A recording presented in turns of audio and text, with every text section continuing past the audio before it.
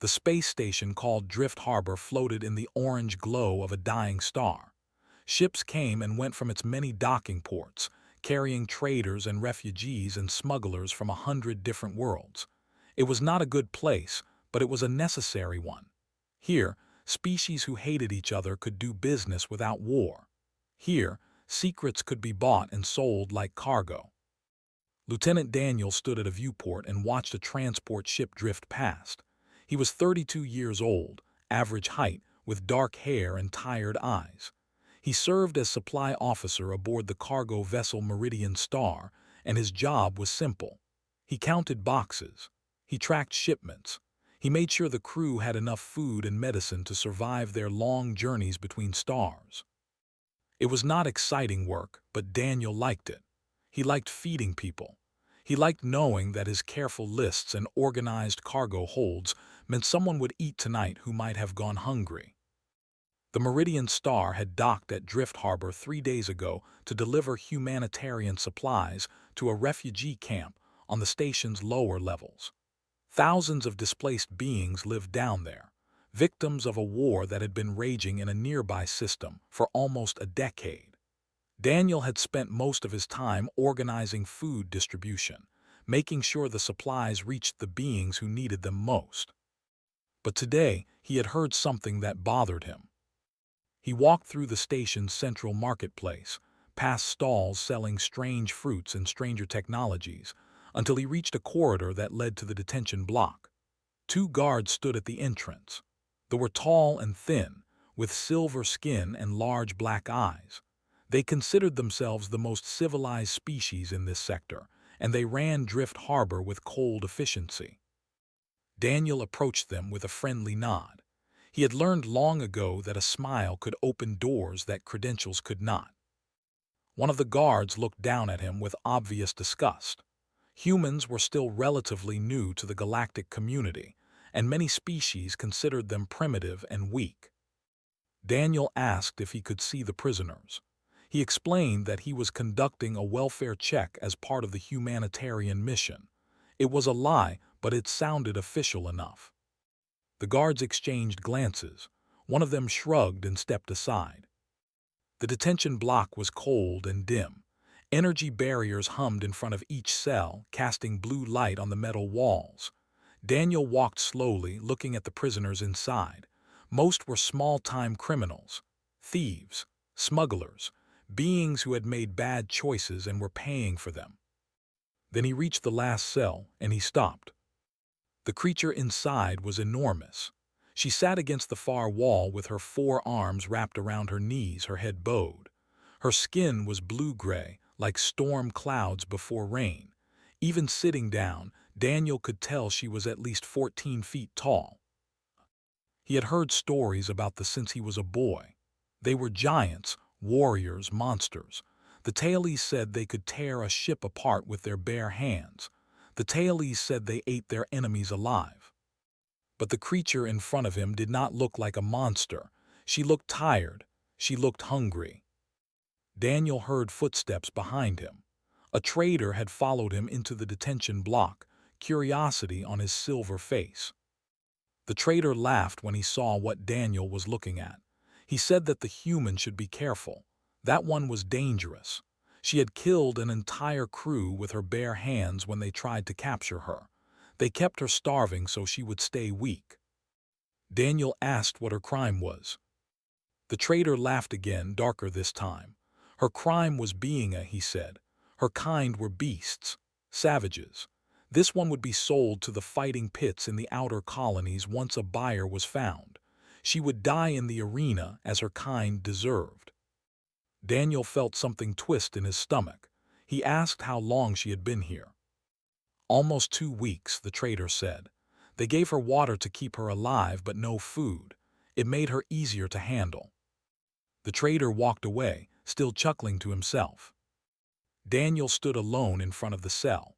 The female had lifted her head at the sound of voices. Her eyes were golden like twin suns, but there was no fire in them. Only exhaustion, only resignation. She watched him with the look of a creature who had stopped hopping for kindness long ago.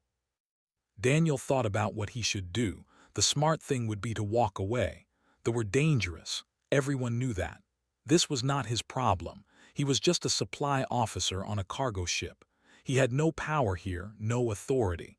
Getting involved would only cause trouble for himself and his crew.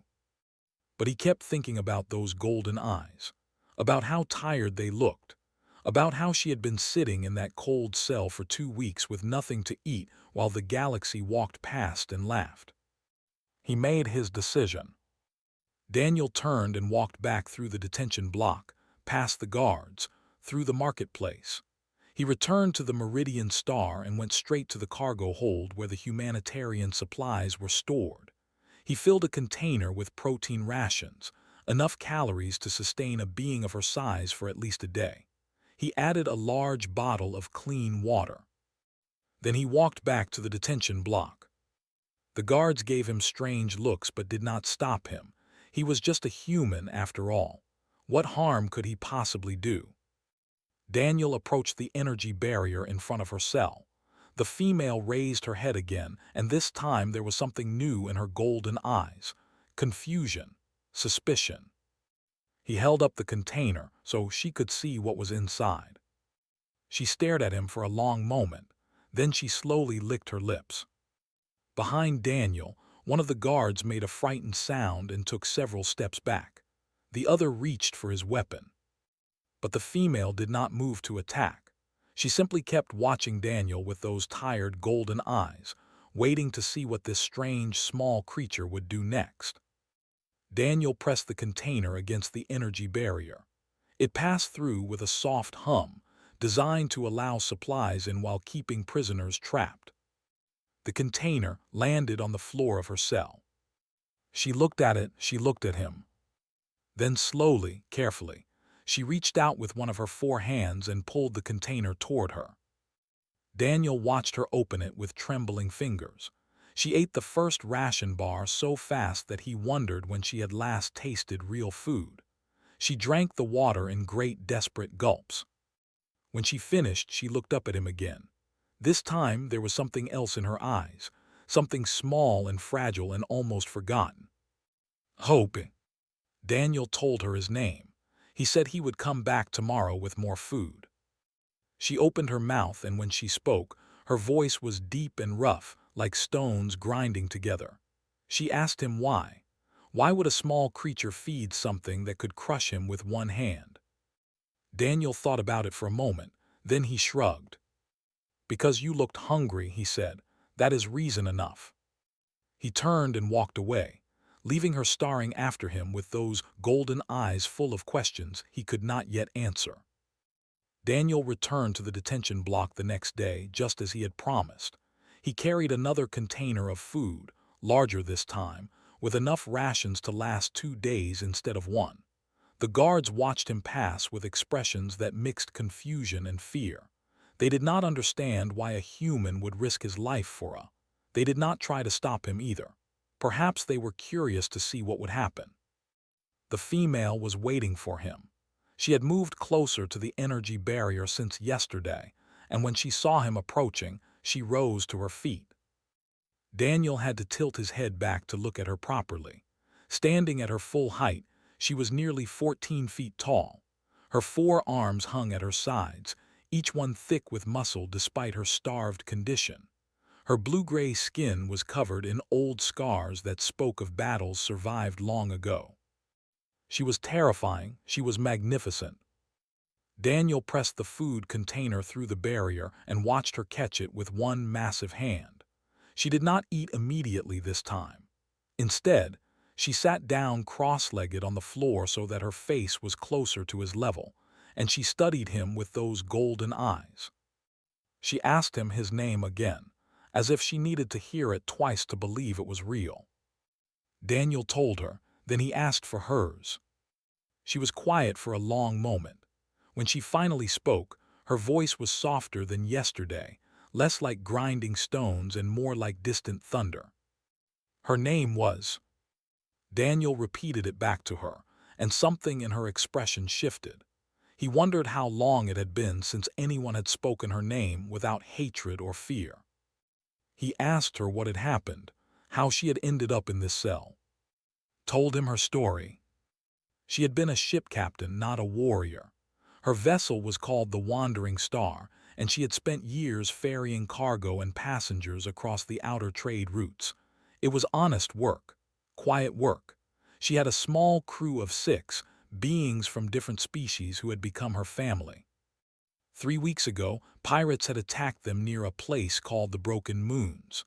The pirates were working for someone powerful. They wanted her ship and her cargo, and they did not care if her crew lived or died. Had fought back. What else could she do? Her crew was in danger, and she was the only one strong enough to protect them. She had killed 7 pirates in the battle that followed. She had torn through them like paper because that was what bodies were built to do. But it had not been enough. By the time reinforcements arrived from Drift Harbor, her crew was dead and she was wounded and grieving. The survivors had called her a monster.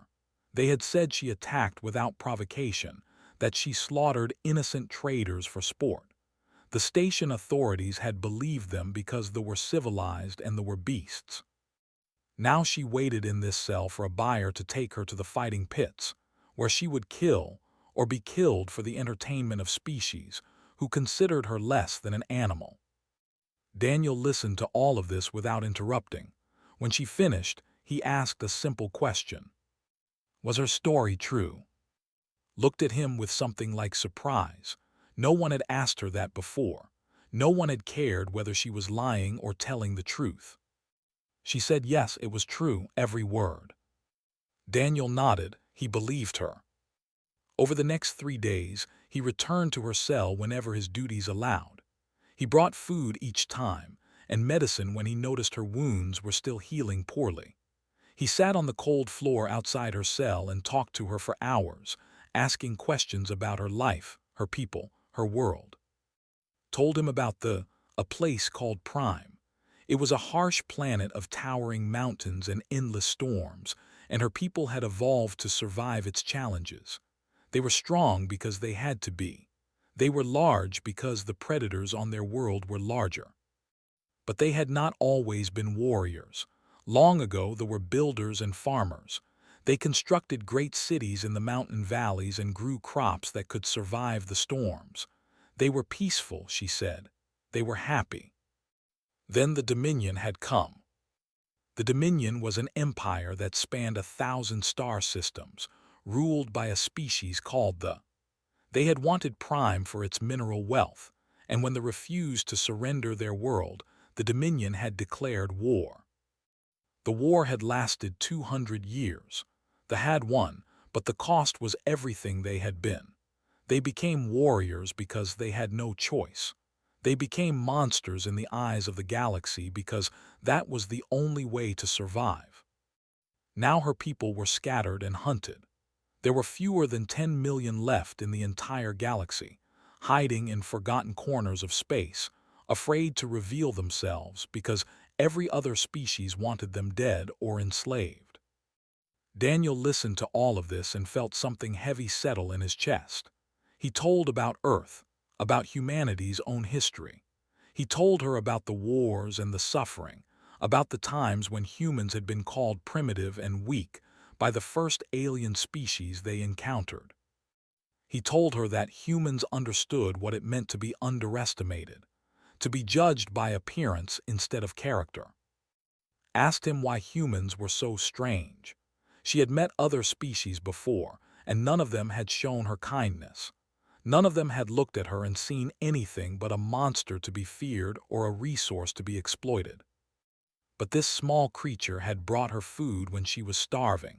He had sat with her and listened to her story. He had believed her when no one else would. Why? Daniel thought about the question for a long time. He did not have a perfect answer, so he gave her an honest one.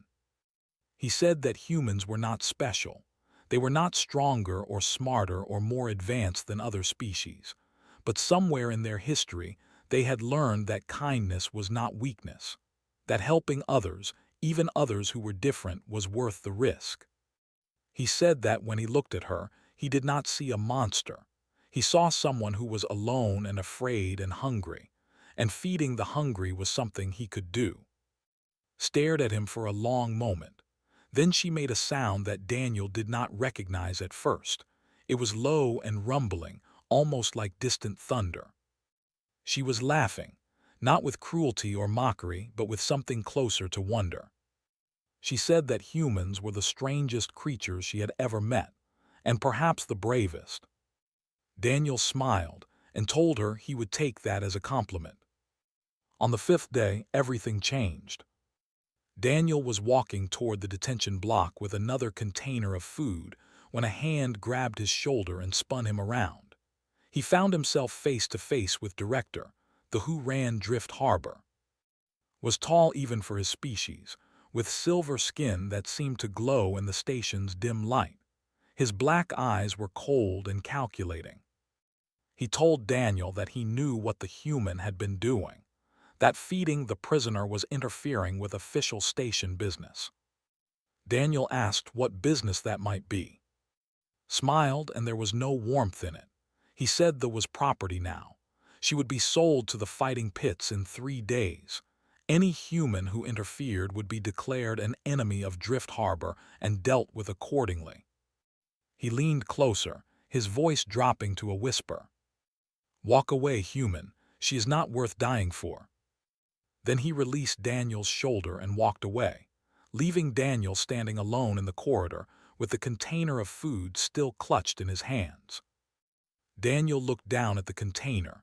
He thought about its warning. He thought about sitting in that cold cell, waiting for him to return. Then he straightened his shoulders and kept walking toward the detention block. Some things were worth the risk. Daniel could not sleep that night. He lay in his small bunk aboard the Meridian Star and stared at the ceiling while his thoughts raced in circles. Director's warning echoed in his mind. "Walk away, human. She is not worth dying for." But Daniel knew he could not walk away. Not now, not after everything had told him. He rose before dawn and made his way to the ship's communications center. As a supply officer, he had access to shipping manifests and cargo records from across the station.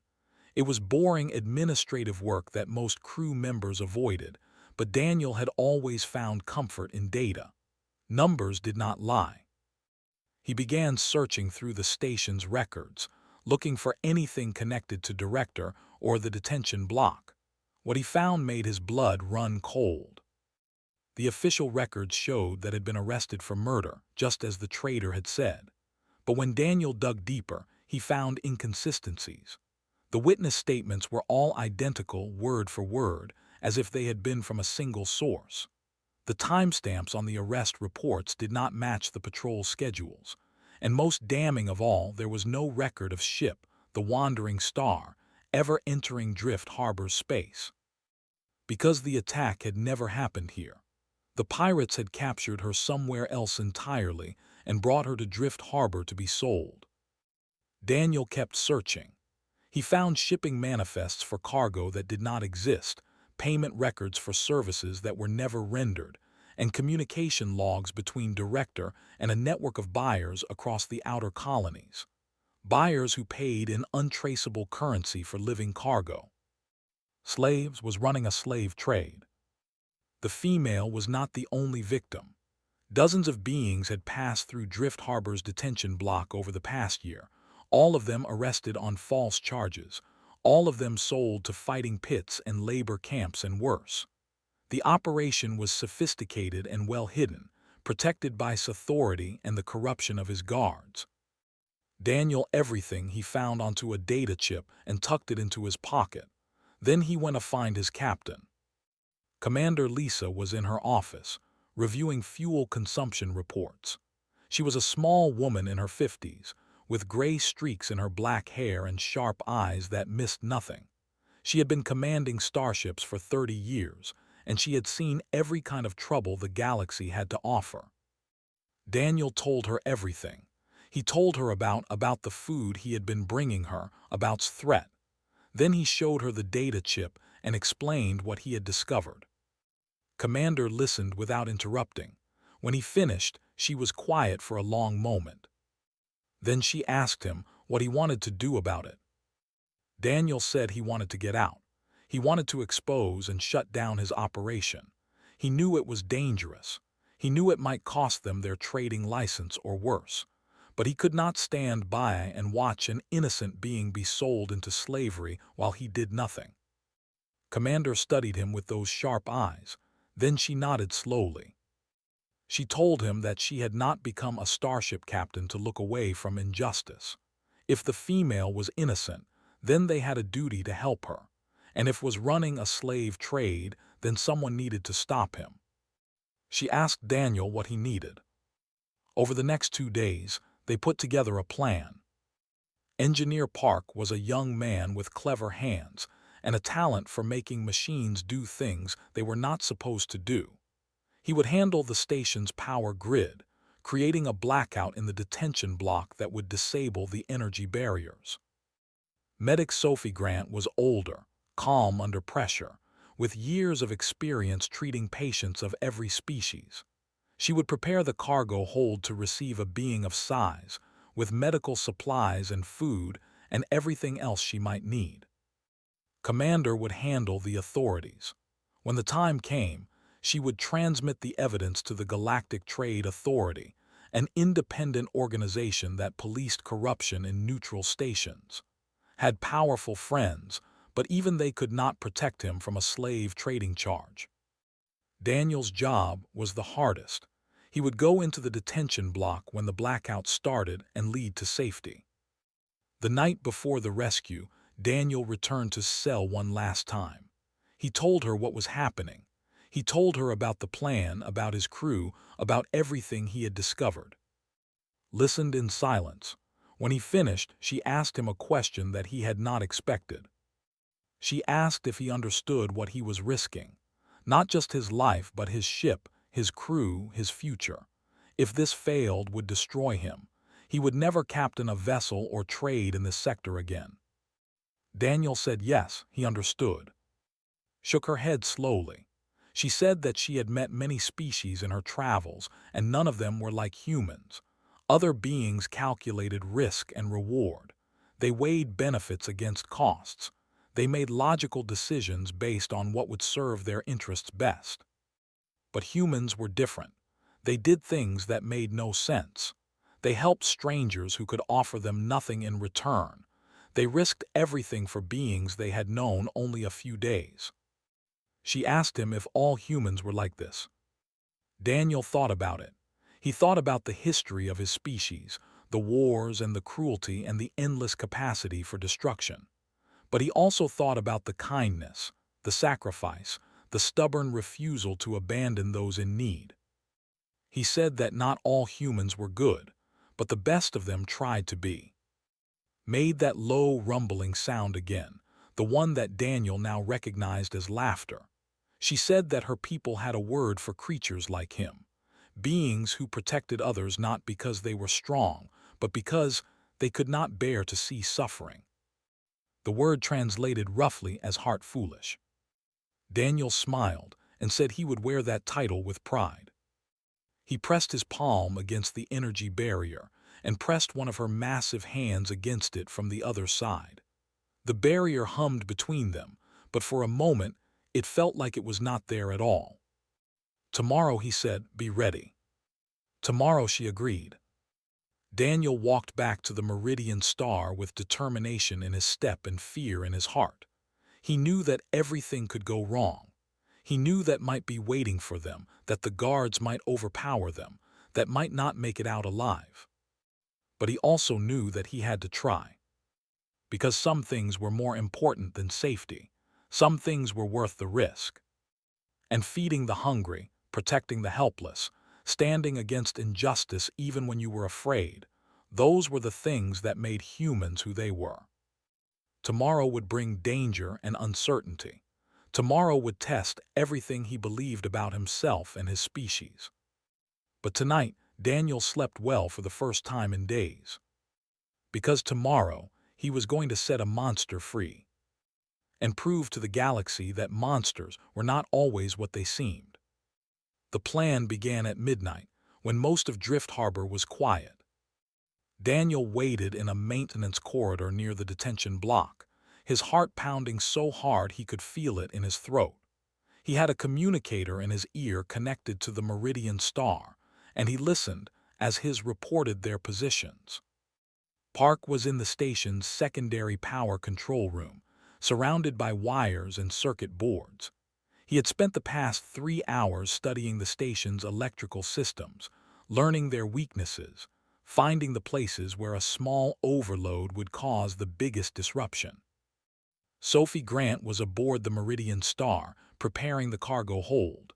She had removed several rows of supply crates to make room for a passenger of size. Medical equipment stood ready. Food and water were stacked in neat piles. Everything was ready.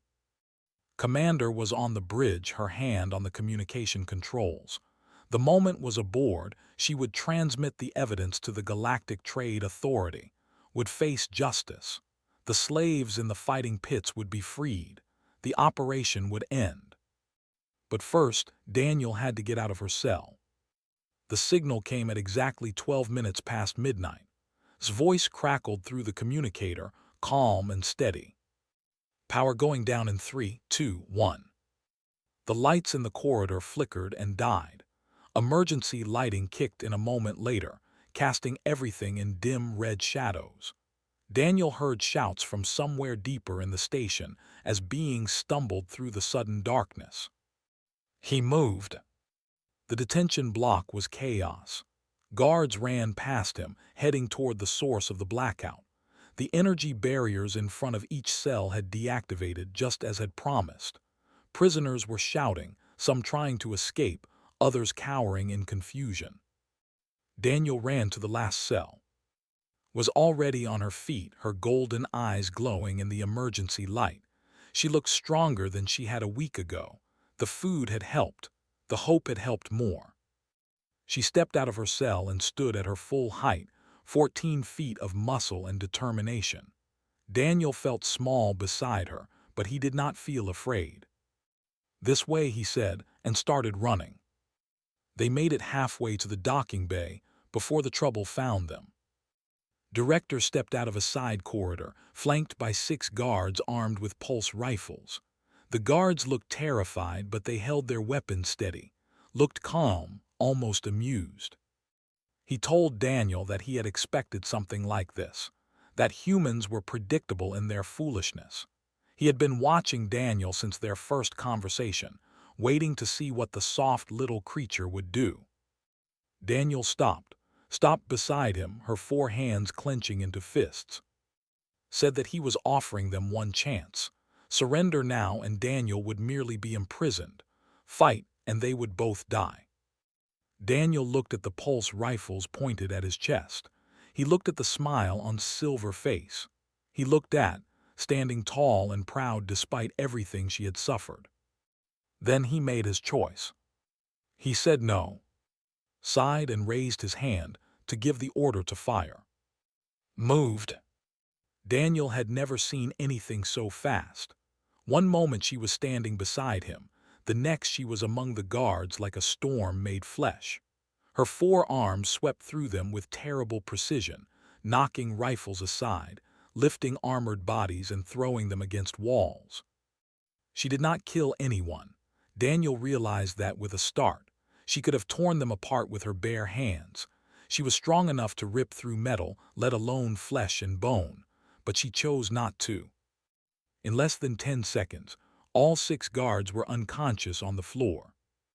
Stood alone, his silver face pale with fear. Walked toward him slowly, each step shaking the deck plates. She towered over the director, her golden eyes burning with cold fire. Tried to bargain. He said he could make her rich. He said he could give her a ship, a crew, safe passage to anywhere in the galaxy. He said he would forget this ever happened if she would just walk away.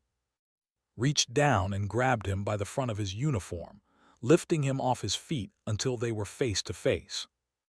She asked him one question.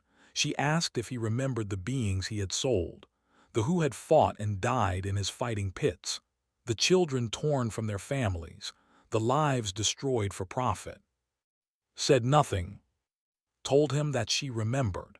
She told him that her people remembered everything, even the things they wished they could forget, and she would remember his face for as long as she lived. Then she set him down, gently, almost carefully. Stumbled backward, confusion replacing fear on his face. He asked why she did not kill him, why she showed mercy to someone who had shown none. Looked at Daniel, and something passed between them, an understanding, a shared belief. She said that a human had taught her something. He had taught her that kindness was not weakness, that mercy was not the same as surrender, that the measure of a being was not how they treated their friends, but how they treated their enemies. She said that she would not become the monster the galaxy believed her to be, not anymore. Then she turned her back on and walked toward Daniel. More guards were coming. They could hear footsteps and shouts echoing through the corridors. They had to move. They ran. The docking bay was chaos when they arrived, had triggered secondary blackouts across the station, and cargo loaders and dock workers were scrambling in every direction. No one paid attention to the human and the sprinting toward the Meridian Star. Commander had the engines running. The cargo bay door was open, and Sophie stood at the entrance, waving them forward. They made it aboard just as station security reached the docking bay. The cargo door closed behind them, and Commander fired the thrusters. The Meridian Star pulled away from Drift Harbor and accelerated toward open space. Daniel stood in the cargo bay, breathing hard, watching look around at her new surroundings. The hold was small compared to her, but Sophie had done her best to make it comfortable. There was food and water and medical supplies. There was a makeshift bed made from cargo padding. There was freedom. Turned to Daniel. For a long moment she did not speak. Then she lowered herself to one knee so that her face was level with his. She pressed her forehead against his, a gesture that Daniel somehow understood was profound among her people. She said thank you, not just for the food, not just for the rescue. Thank you for believing me. Daniel felt something tight in his chest loosen. He said she was welcome. He said they were not done yet. There was still a long way to go, still dangers ahead. But she was not alone anymore. Made that low rumbling sound, the one that was almost laughter. She said that she was beginning to understand why humans had survived so long in such a dangerous galaxy. Daniel asked why. She said it was because they were too stubborn to know when to quit. Daniel laughed, and for the first time in weeks it felt genuine. Behind them, Drift Harbor grew smaller in the viewport as the Meridian Star carried them toward the stars. Toward safety, toward justice, toward whatever came next. Together, 3 weeks had passed since the escape from Drift Harbor. The Meridian Star drifted through a quiet region of space, far from the main trade routes where Director might have allies searching for them. Commander had chosen a winding path through nebulae and asteroid fields, staying invisible while they waited for news from the Galactic Trade Authority. The news, when it finally came, was good. Had been arrested. The evidence Daniel had gathered was enough to convict him of slavery, fraud, and a dozen other charges that would keep him imprisoned for the rest of his life. His network of buyers had been exposed, and raids were being conducted across the outer colonies. Hundreds of slaves were being freed. The female who had escaped was wanted for questioning, but not as a criminal. The authority wanted her testimony. They wanted to hear her story.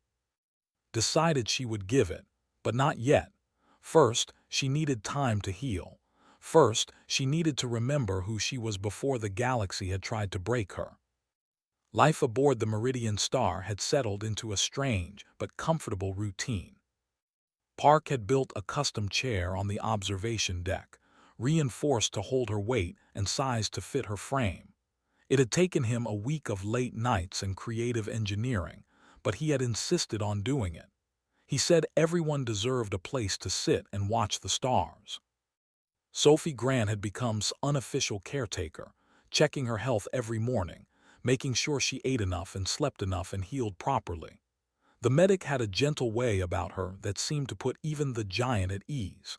They spent hours talking about medicine and biology, comparing notes on how different species experienced pain and recovery. Commander had offered a position aboard the ship, not as a prisoner or a passenger, but as a security consultant.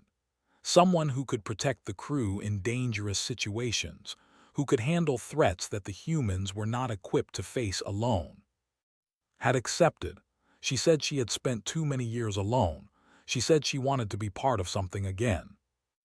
And Daniel, who had started all of this with a simple container of food, found himself spending more time with than anyone else. They talked about everything. About her world and his, about the differences between their species and the surprising similarities, about the wars they had survived and the futures they hoped to build, about the nature of kindness and the price of cruelty. One evening, the entire crew gathered in the cargo hold for dinner. Sophie had prepared a meal using ingredients from 3 different worlds and had rigged up a sound system to play music. It was not elegant or sophisticated, but it felt like home. Someone made a joke about Daniel, about how he had walked into a prison cell and fed a creature who supposedly ate men. The crew laughed, and even made that low, rumbling sound that was her version of laughter. Then she spoke, and the laughter faded into respectful silence. She said that she had been called a monster all her life. Every species in the galaxy looked at thee and saw something to fear, something to hate, something to destroy. They saw her size and her strength and her scars, and they decided she must be a beast. But this small human had looked at her and seen something else. He had seen someone who was hungry, someone who was alone, someone who needed help. She said that she was never the monster they believed her to be. She was just lost, and lost beings became desperate. Daniel had shown her that not every species saw a threat in something different, not every being judged based on appearance alone. Humans were strange, she said. They were small and soft and fragile compared to so many other species in the galaxy. But there was something in them that was stronger than muscle, something that could not be measured or weighed. They called it heart, she had learned, and it was the most powerful thing she had ever encountered. Daniel felt his face grow warm as the crew looked at him with new respect. He mumbled something about just doing what anyone would do. Made that rumbling laugh again. She said that was not true. Anyone else would have walked away. Anyone else would have listened to the warnings and the fears and the prejudices that poisoned every corner of the galaxy. But Daniel had stayed, and because he had stayed, she was alive, she was free, she was part of a family again. The dinner continued long into the night.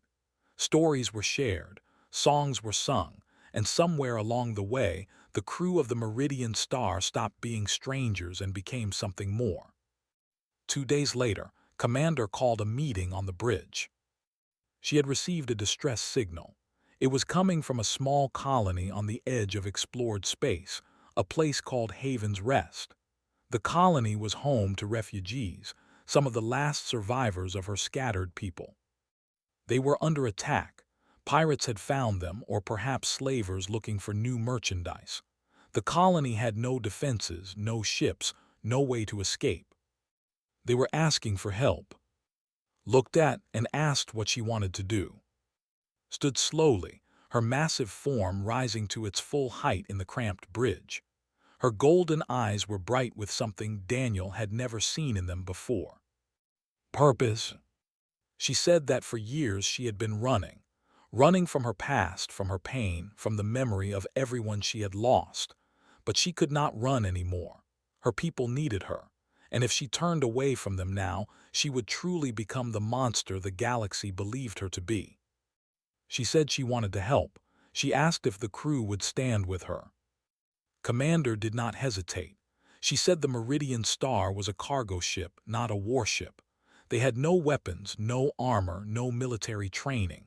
The odds were against them. But they had been alone for too long, and humans did not leave allies behind. She gave the order to change course. Daniel stood beside at the viewport as the stars shifted and the ship turned toward Haven's Rest. He asked her if she was afraid. She said yes. She was terrified. She did not know what they would find when they arrived. She did not know if they could save anyone. She did not know if they would survive. But she also said that she had learned something from him, from all of them. She had learned that courage was not the absence of fear. Courage was being afraid and doing the right thing anyway. Daniel smiled and said that sounded like something a human would say. Nodded, she said perhaps that was not such a bad thing. The Meridian star accelerated toward the unknown, carrying a crew of humans and one toward whatever fate awaited them. They were not warriors. They were not heroes. They were just ordinary beings who had decided that helping others was worth the risk. Daniel watched the stars stream past and thought about how all of this had started. A simple act of kindness. A container of food offered to a starving stranger. He had not known it would lead here. He had not known that one small choice would change so many lives. But that was the thing about kindness, he realized. You never knew where it would end. You just had to trust that it mattered. And somewhere in the vast darkness of space, flying toward danger with a found family at his side, Daniel knew that it did. It mattered more than anything else in the universe.